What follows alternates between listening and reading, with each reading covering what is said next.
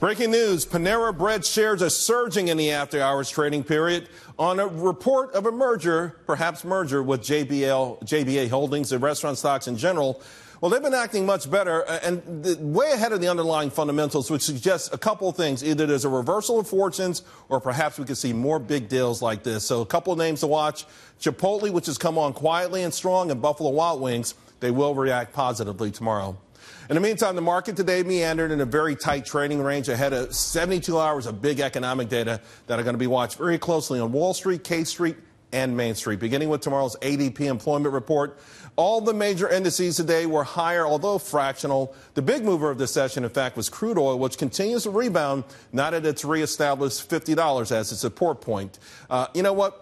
What we're talking about overall here has been about hype becoming reality. Now, I will say there's no arguing that the surge in confidence in all areas of business, large and small, and household surveys, that has turned the wheels of commerce. On Main Street, think about this, potential home buyer traffic expanding positively for the first time in more than a decade. That's all related to Donald Trump's victory.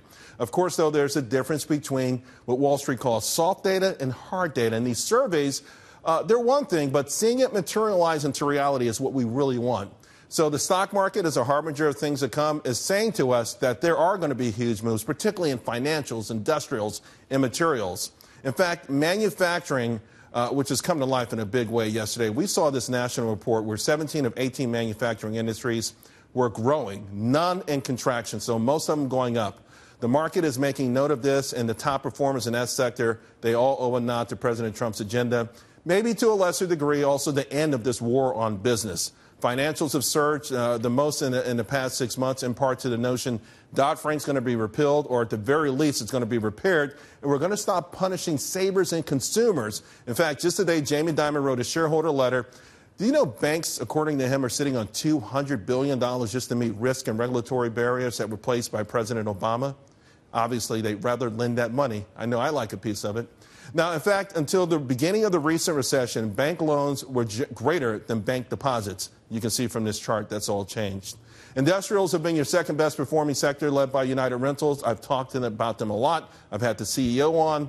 In my mind, this is the best proxy for the rebuilding of America, while Caterpillar is your best global proxy for industry. By the way, got an upgrade this morning to conviction buy by Goldman Sachs. And then there are materials, your third best performing sector.